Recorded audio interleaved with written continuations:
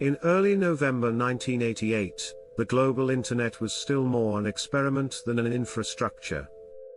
Fewer than 60,000 machines were connected, and most of those belonged to universities, government contractors, and military research labs. Connections were slow, terminals glowed green on black, and every email or file transfer carried a sense of scientific intrigue. The network's culture depended on openness, source code was shared freely, system administrators trusted their colleagues, and security was often an afterthought. That quiet routine was shattered on the evening of November 2nd. Operators at the University of California, Berkeley noticed that their VAX workstations had become inexplicably sluggish. Memory usage spiked, the processor meter redlined, and ordinary commands took minutes to return a prompt.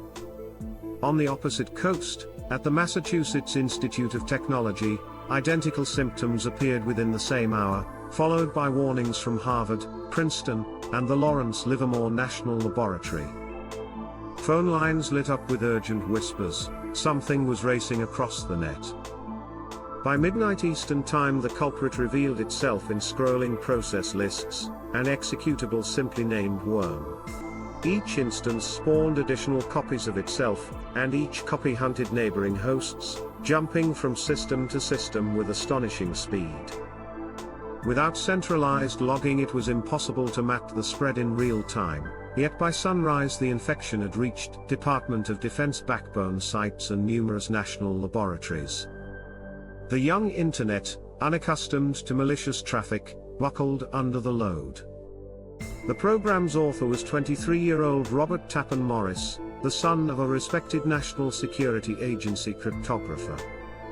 Robert had grown up surrounded by mainframes and protocol manuals. As an undergraduate at Harvard, he earned a reputation for playful but technically sophisticated pranks. Now a first-year graduate student at Cornell, he embarked on a personal experiment to estimate the true size of cyberspace by releasing a self-replicating probe that would quietly count unique machines as it traveled. Morris understood that administrators might kill the probe on sight, so he introduced a persistence rule. Every infected computer would attempt to reinfect its neighbors even if a copy already seemed present. His intent was for the program to skip reinfection 9 times out of 10, keeping traffic low while ensuring coverage. A logic error inverted the math. Instead of a 10% chance of reinfection, each worm chose to duplicate 90% of the time, turning a cautious probe into a digital wildfire. Technically, the worm exploited 3 openings common on UNIX variants of the day. The first was a buffer-overflow flaw in the fingered service, a daemon that returned user information to remote callers. By sending an oversized string, padded with machine code, the worm forced fingered to execute its own payload. The second vector abused a debugging feature in sendmail, the ubiquitous email transfer agent. Under normal circumstances that feature was disabled, but many sites unwittingly shipped the daemon in debug mode, providing the worm a hidden command shell. The third vector was depressingly simple, a dictionary attack that tried a few dozen of the most common passwords, guessed, field, research and walked straight through thousands of poorly defended accounts. Once resident, the code surveyed running processes, collected host information, and encoded itself as a compact byte stream that it piped to the next victim. On faster campus networks, the transfer took less than a second. On the 56 kilobit lines typical of the National Science Foundation backbone, it could occupy the channel for a full minute, leaving legitimate traffic to queue behind it. The architects of the net had never anticipated thousands of simultaneous file transfers triggered by a single, silent hand. The human response was as improvisational as the code's propagation. Cliff Stoll, an astronomer-turned-administrator who would later chronicle the incident in The Cuckoo's Egg, unplugged cables and sketched frantic diagrams across a whiteboard, trying to predict where the worm would appear next. At Purdue, Gene Spafford convened a late-night conference call, gathering security experts who shared disassembly snippets and remediation tips. Because email was unreliable, they relied on office speakerphones and rattling fax machines. The collaboration foreshadowed a future in which defenders would meet crises in real time across continents. By Friday afternoon, analysts had traced the infection logic well enough to craft shell scripts that located and killed worm processes, then patched vulnerable daemons. Distribution remained a challenge. With parts of the internet dark, administrators read the script aloud over telephone lines, typing commands in unison at distant consoles. Some sites chose a blunt defense, physically disconnecting cables from wall jacks to create what one engineer called the 20 megabyte air gap. Meanwhile, federal attention intensified. The Defense Data Network Security Coordination Center issued its first ever nationwide advisory. Agents visited Cornell and interviewed students. Rumors swirled that the perpetrator could face millions in damages. Robert Morris phoned a friend at Harvard, confessed the mistake, and sought advice. Legal counsel urged silence, but the code's fingerprints, his unique encryption routines, his Cornell return address, were already public knowledge. Cleanup spanned the weekend. By Monday morning, most critical nodes were operational, though administrators continued to discover residual infections for weeks. In total, experts estimated that 6,000 of the roughly 60,000 internet hosts had been incapacitated, about 10%. Economic losses, mainly in lost productivity and overtime labor, were pegged anywhere from $100,000 to $10 million, a range that reflected how unprecedented the calculations were. Congress seized on the headlines. The Computer Fraud and Abuse Act, passed 2 years earlier, had never been tested in court. The Morris case became its proving ground. Prosecutors argued that intent was irrelevant. By intentionally accessing federal interest computers without authorization and impairing their functioning, Morris had broken the law.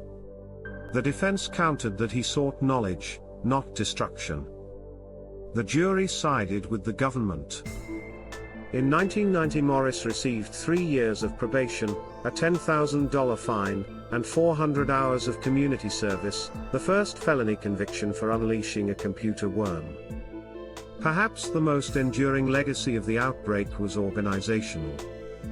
A month after the incident, the Defense Advanced Research Projects Agency funded the creation of the Computer Emergency Response Team Coordination Center, CERT/CC, at Carnegie Mellon University.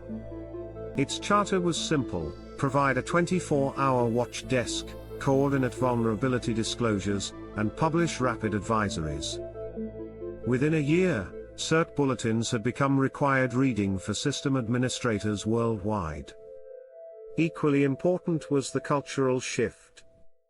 Before 1988, many universities posted root passwords on bulletin boards for convenience. After the worm, password complexity rules, intrusion detection scripts, and patch management routines became standard practice. Vendors rushed to release fixed versions of sendmail and fingered, while campuses organized formal security teams. In classrooms, the term buffer-overflow gained notoriety. In boardrooms, executives began budgeting for information security. Robert Morris retreated from the spotlight, finished his doctorate, and eventually joined the faculty at the Massachusetts Institute of Technology.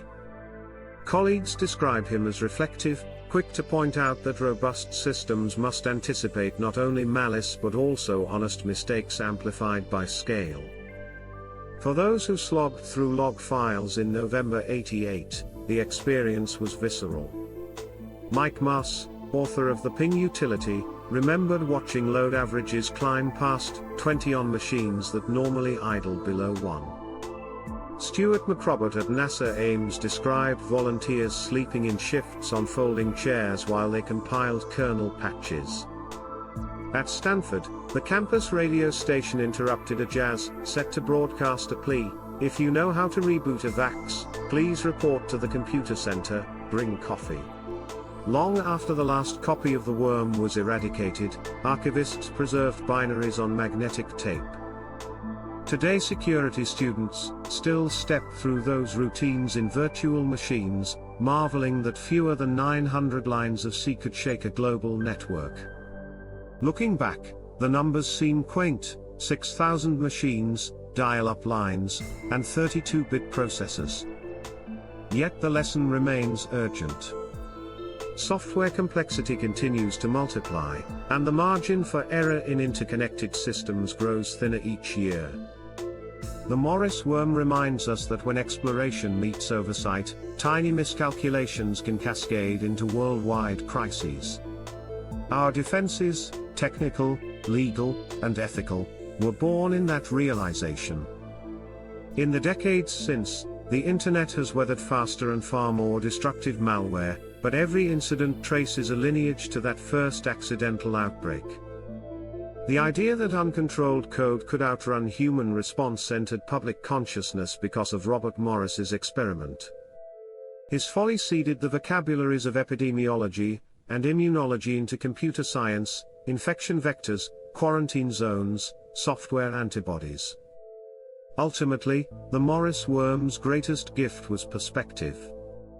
It forced a community of idealistic researchers to confront the duality of their creation. A network designed for collaboration could serve equally as a conduit for chaos. Out of the disruption emerged a shared commitment to safeguard the remarkable engine of connection they had built.